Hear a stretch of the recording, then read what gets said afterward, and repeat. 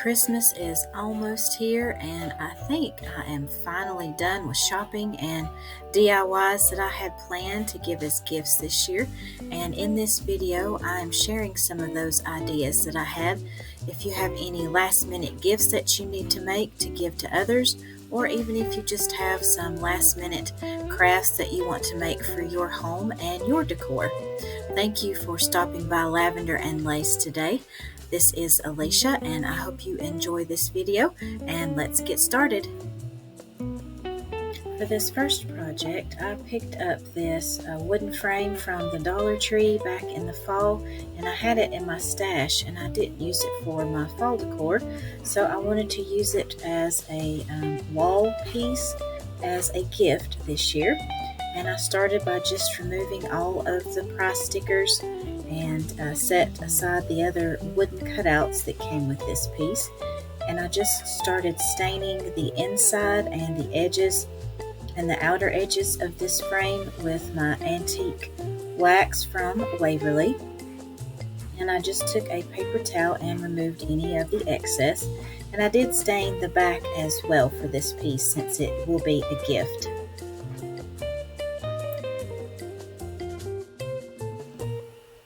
For the background of my sun, I wanted to do the crackle effect, and the technique that I like to do the most is using Elmer's liquid school glue, and I just apply an even layer of this glue to the surface area that I want to crackle.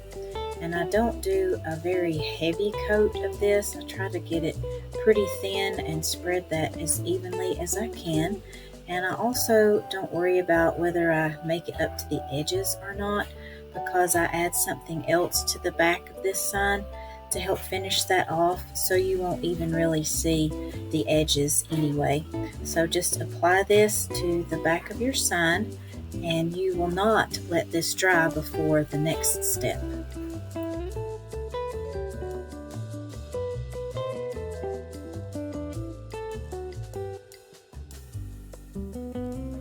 So you will want to work fairly quickly with your glue since you don't want that to dry before you start applying your paint.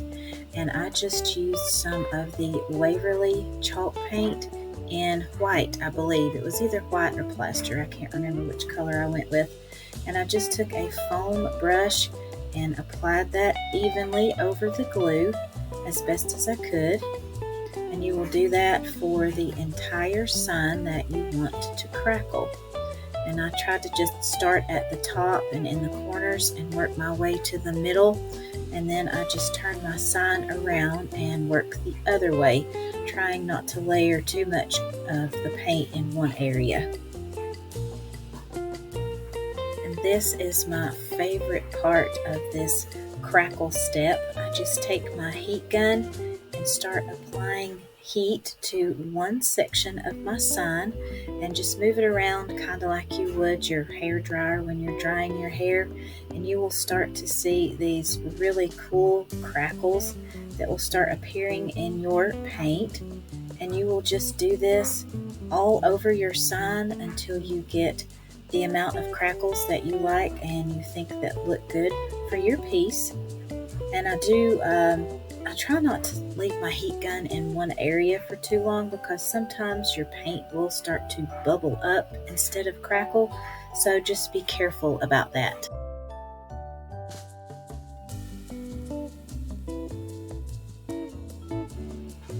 It doesn't take long at all for your crackles to start showing up in your piece, and I just love the way this looks. It just looks like it is weathered and antiqued. It is one of my favorite things to do on wall decor pieces, and this technique is super easy. It's pretty much foolproof as long as you don't just apply huge amounts of glue and the paint. When your crackle layer has had plenty of time to dry, you want to go back in with some Mod Podge and just cover that entire surface. And you will want to let this dry very well, so I usually let mine cure overnight, and then you can add your image to your background.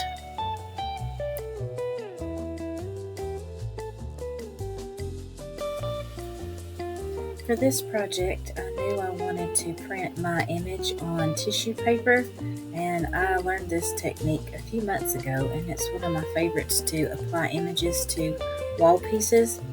So you'll just want to take your tissue paper and make sure that you do not print on the shiny side. There's two sides to your tissue paper. There will be a matte and a shiny side. And just make sure that the matte side is what is up and that will be printed on. And then you'll just take a piece of regular computer paper and you will fold up your edges of your tissue paper all the way around the printer paper. And I just used some washi tape and printed down all of those edges, and make sure you don't have any loose pieces or overhanging pieces on your printer paper, and it will be ready to send through your printer.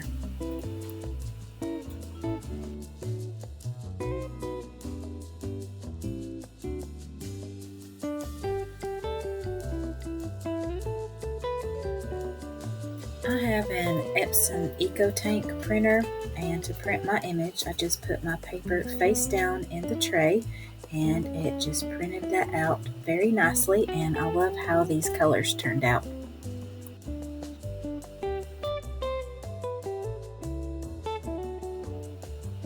Once you've let your design dry, it is time to remove the tape.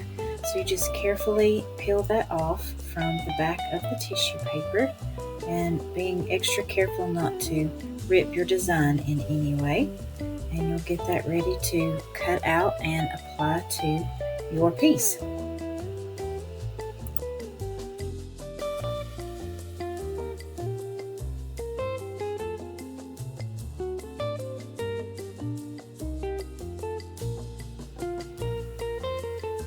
So grab some scissors and you're just going to want to start cutting out around your design.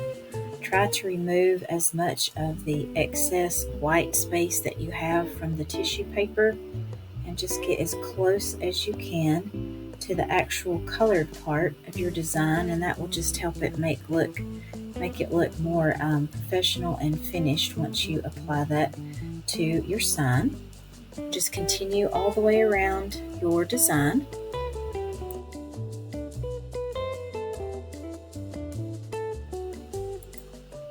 And I did grab some smaller scissors to just help me get into those harder to reach areas and just continue to remove some of that excess tissue paper.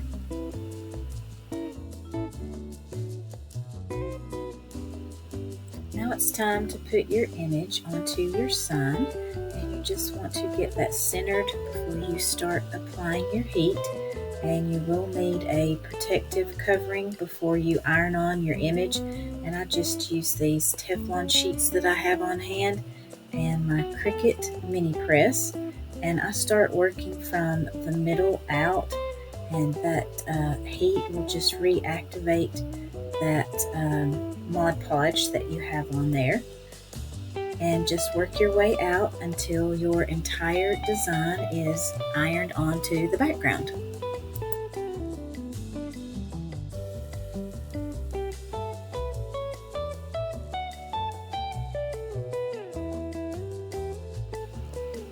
Next, you will just want to add another thin coat of Mod Podge over your entire image and the background, and this just helps seal your image down, and also it will help it blend into the background, and you won't even be able to tell that it was printed out on tissue paper and ironed onto this piece.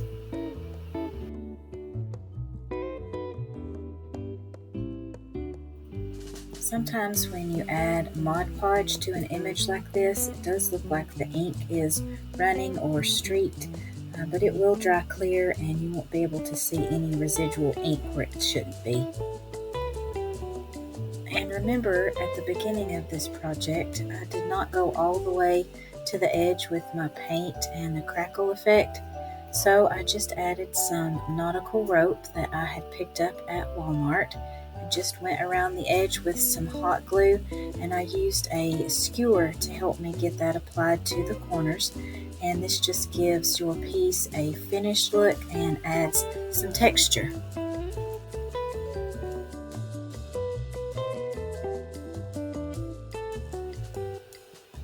Since this piece was unfinished, you will need to add a hanger to the back so that whoever you are gifting it to will be able to display it.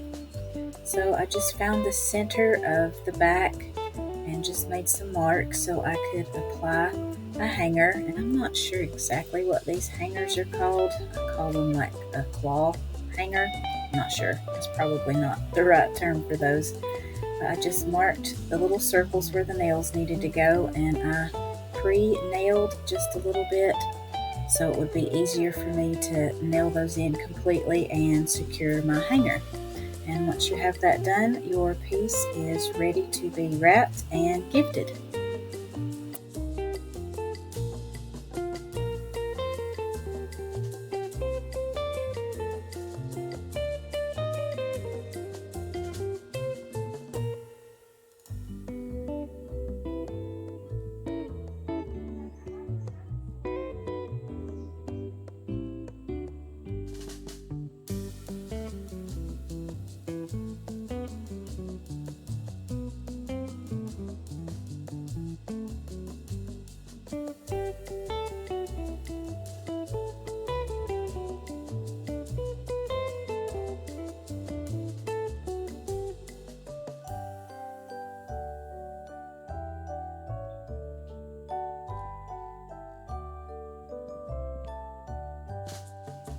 This next project is perfect for your own kitchen decor for Christmas, or it makes a great gift for someone that really enjoys baking. And I just started out with this bamboo cutting board that I had got from the Dollar Tree.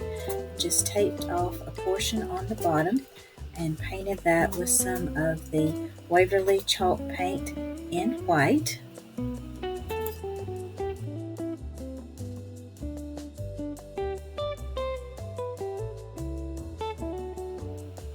While my chalk paint was drying, I grabbed a couple of these gingerbread men that I had in my stash. Can't even remember where they came from. I've had them for a while. And I just did a coat of my Waverly antique wax. Just removed any of the excess with a paper towel and let those dry really well before I added some embellishments.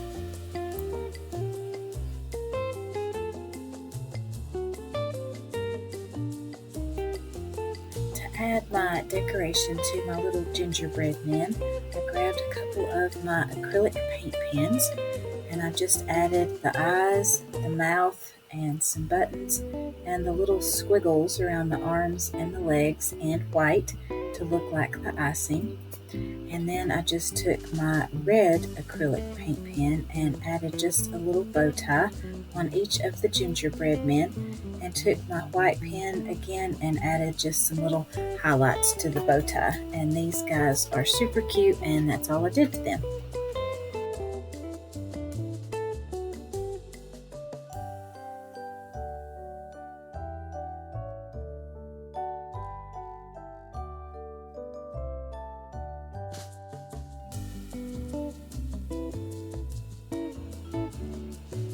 When the chalk paint had dried, it was time to add the vinyl decal that I have chosen for this little project.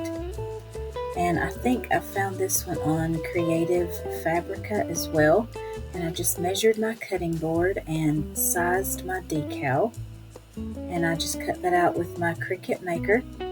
And I tried to center this actually over to the right a little bit because I have something to add to the left side. And this vinyl gave me a lot of issues. It stuck great to the painted portion of the sign, but the wooden part, it just would not stick at all. So you can see the vinyl that did stick down really well. Even for whatever reason, the word stuff stuck really well on the wooden part of the cutting board. So I decided to go in with some Mod Podge and just put a thin layer over the wood part of the cutting board, and I even went over the word stuff to make sure that stuck really well. And I'll let that dry before trying to reapply my decal for the second time.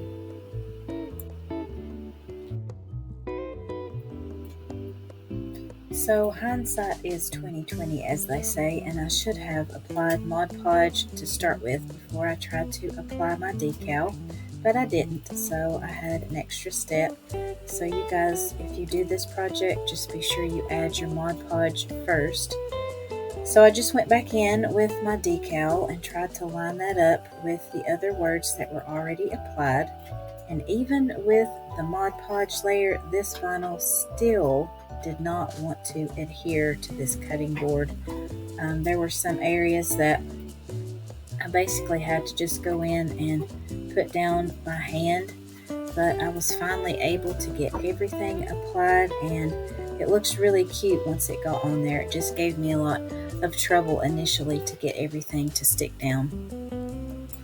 And once I got it stuck down, I just went back in and added some more Mod Podge over that additional vinyl that I put to make sure that none of that would peel up.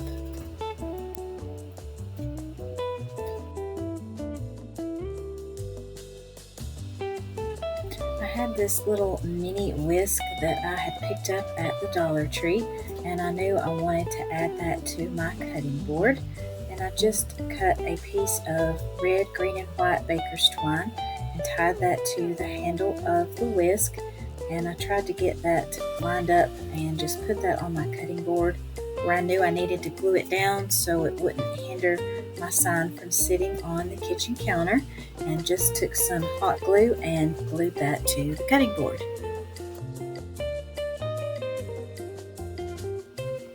I grabbed my little gingerbread men once they were dried, and I just put them down and lined them up so they wouldn't cover any of the wording on the cutting board.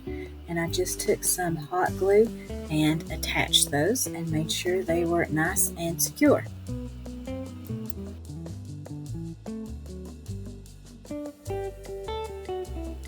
I learned this trick from Whitney over at Whiskey and Wit.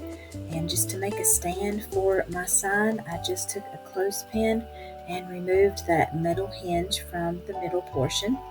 So I have two pieces now, and I just glued those to the back of my cutting board, and that just makes it able to stand up and be displayed.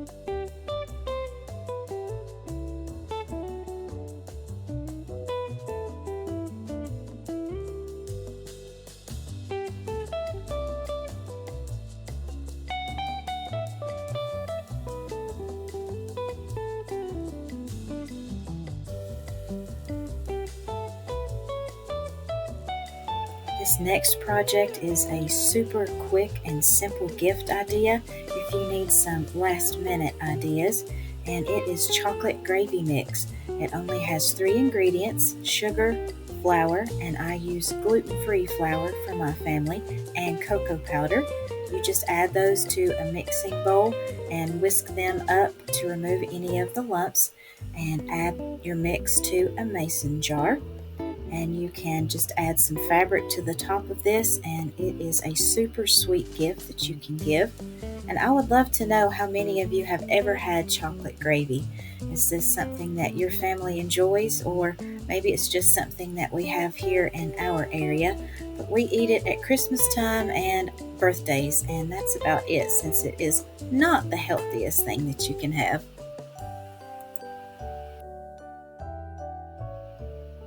I designed these printable tags in Canva and just printed those out, and these are just the instructions on how to make your chocolate gravy. So I cut out the ones that I would need for my mason jars, and I punched a hole in the top and just added some baker's twine and tied those to the top of my jars, and these were ready to gift.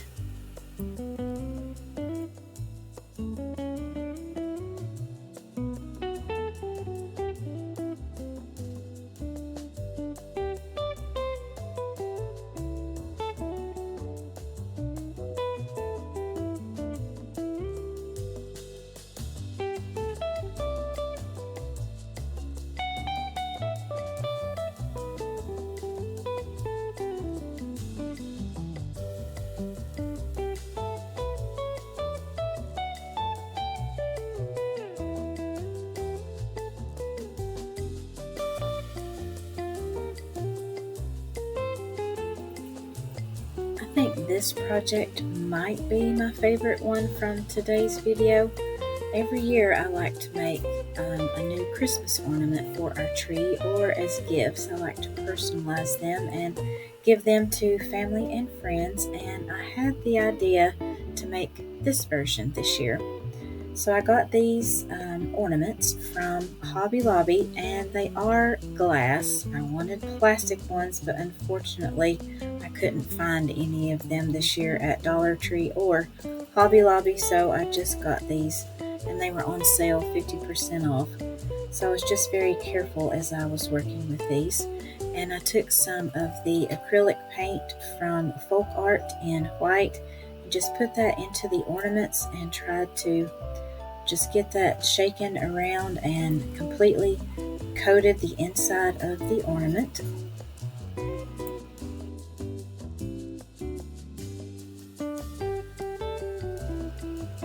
Once I had the inside of my ornament completely coated, I put these upside down into a plastic cup just to drain out any of that excess paint, and I just pushed it down pretty far into the cup so I made sure that it wouldn't tip over and break.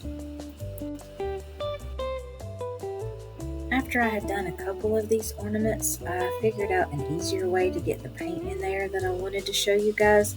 I just twisted the ornament as I was squeezing the paint in there, and that gave a little bit better coverage in the beginning, and it was easier to just rotate the ornament and completely cover up any of that glass that you could see.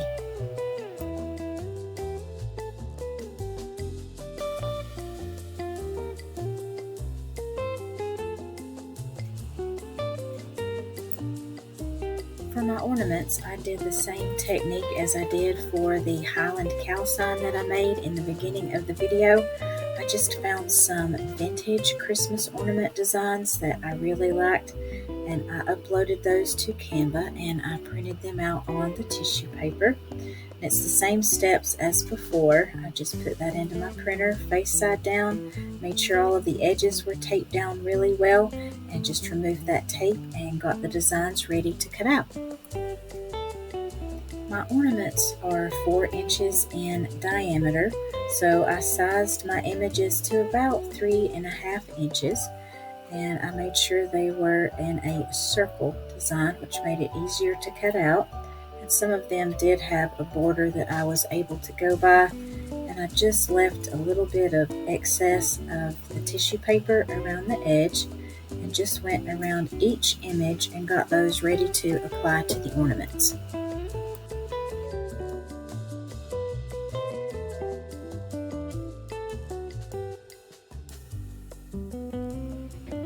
To apply your image to your ornament, you'll just need to take some Mod Podge and put a thin layer around the front of your ornament, and you will center your image, your design, as best as you can on your ornament, and you'll just start working from the center out, just being careful not to put any holes or rip your design in any way. And you'll just press pretty firmly to get those bubbles out, and it works really well. It applied very well to my ornament. I didn't have any issues with getting that to go down, and just go around the edges, and you can just gently press out some of those creased sections of your tissue paper.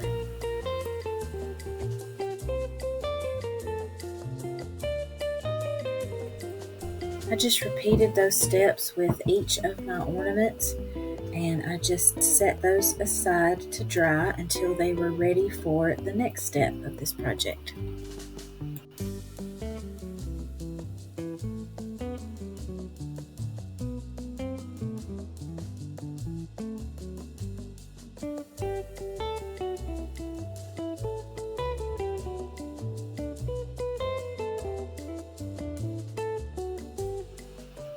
After your image has completely dried, you'll just want to go over the top with another thin layer of Mod Podge. This just makes sure that your image is very well adhered to your ornament, and it will help remove some of those additional wrinkles that you might have around the edges. And before your Mod Podge dries, you can just take some glitter and add to the top of your ornament. That just gives these an extra Christmas sparkle that looks really pretty when the Christmas lights hit them. And just tap off the excess. And you can add a spray adhesive to the tops of your ornaments to keep that glitter from falling off, but once everything is dry, these are ready to add the toppers back, and these are ready to be hung on the tree. These ornaments were good to go as is, so you can skip this step if you want to, but I decided to add some bows to mine just to give them just a little extra pop of color. And once I had my bows added, I was ready to display them.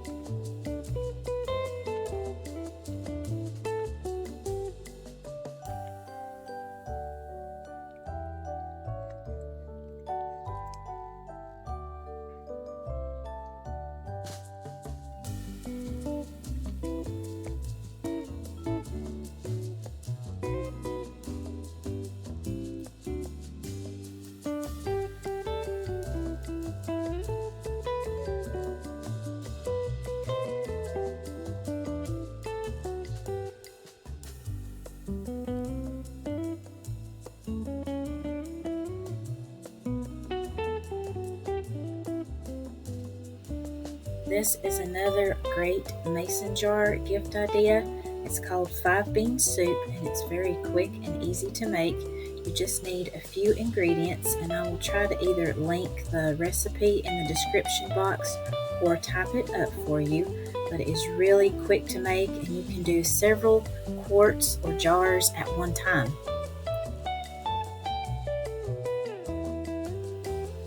I added my seasonings first to my jar, and those were dried onion, paprika, dried oregano, garlic powder, and dry mustard. And then you just start layering in your dried beans. So there's kidney beans, white beans, black beans, pinto beans, and dried split peas. And you'll just put those in a couple of layers, and it's 1 cup of each. And I found this recipe on Pinterest, and they have lots of other great ideas there, but this one came from thecountryschiccottage.net. I love to give edible gifts at Christmas time. It's one of my favorite things to do, and I just feel like that people may use those more than something else that you might give them. And for this one, I created a recipe card that I just printed out, and I will add that to each gift bag. And to finish these off, I added some fabric to the top, and these make a perfect last minute gift idea. They're so quick and easy to make, and you can make several of these at the same time. And I actually had enough of the ingredients left over that I made a few of these for myself, and I'm going to have those in my pantry to use this winter.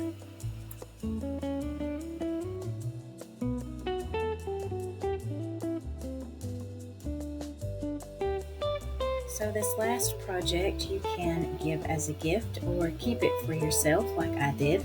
I wanted to make a pillow covering for some of my older pillows that I have on my couch in my living room.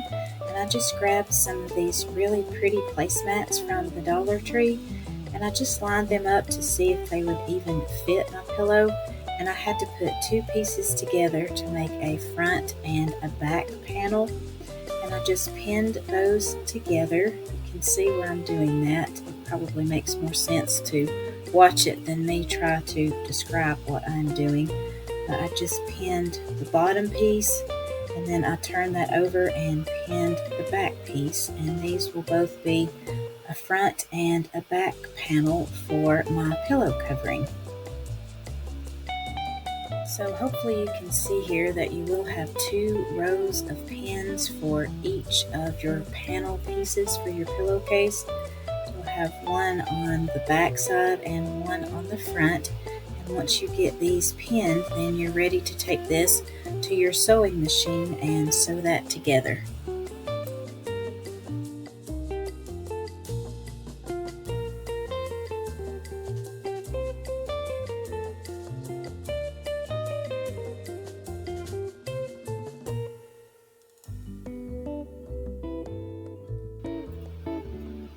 I am not a professional seamstress by any means. I can do straight lines pretty good, and that's about it.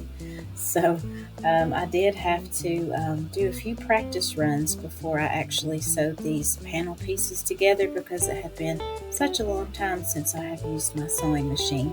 But you'll just want to do a straight stitch across both of your areas there that you have the pins, and just make sure that you do a reverse stitch at the beginning and the end to make sure your seam is very secure.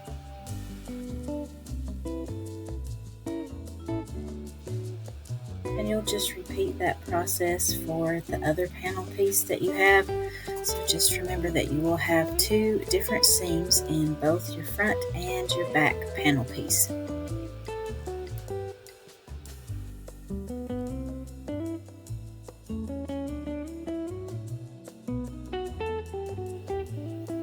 I wanted my pillow cover to be removable, so I used some of these iron-on Velcro strips that I've had in my stash for quite a while, and these are really easy to use.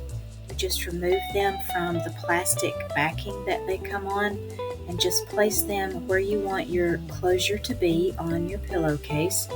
And I didn't have enough of these to go all the way across, but that worked in my favor actually in the end. So I just tried to center them as best as I could on each of the panels of my pillow covering. To line up the Velcro on my second panel piece, I just put it underneath the first one that I had applied the Velcro to and just matched that up. And this has a sticky backing, so it's easy to apply until you are ready to iron that on to your fabric piece.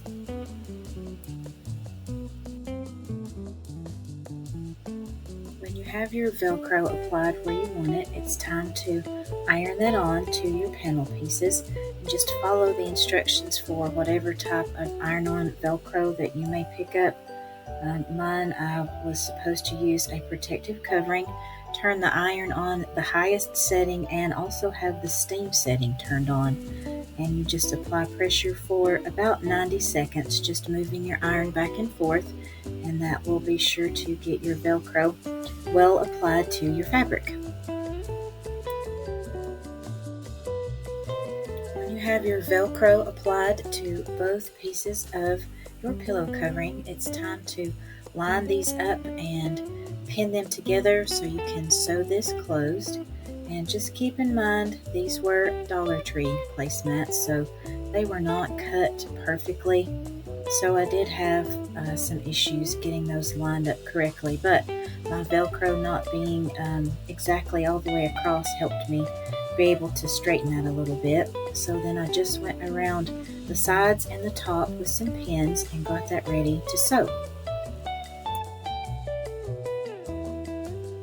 Now it's time to sew your pillow covering front and back panels completely together.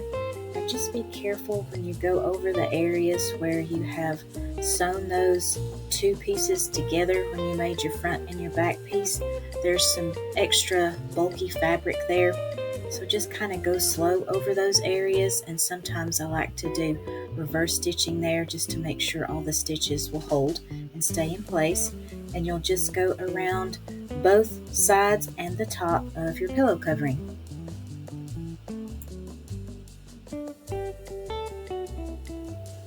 When you have your 3 sides stitched together, then you'll just take your pillow covering and trim up any of your loose threads that you have, and just make sure all of your stitching looks good and it's ready to put the pillow in.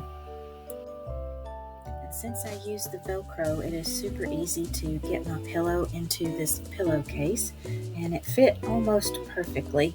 And the finished size of this pillow covering was about 17.5 inches tall and 18 inches wide. And you can do this technique for any of the placemats that Dollar Tree may have out, and you can just replace them for each season and your decor. And since I use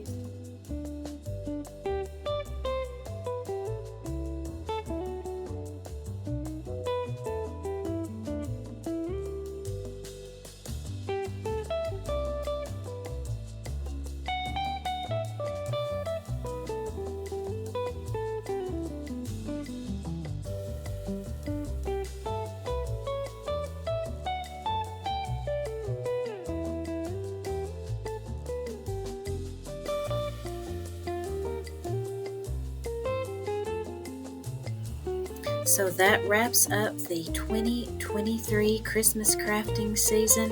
I have had so much fun with these projects and sharing them with you guys. I hope you have enjoyed these this year and you got some crafting inspiration for gifts and home decor. And I would love to know which of these projects throughout the season might have been your favorite, so just leave me a comment. I would love to read those. And please subscribe to my channel, give this video a thumbs up, and click the notification bell so you don't miss any future videos. This will be my last one until January of 2024. So be sure you subscribe so you don't miss any of the new content that I have planned.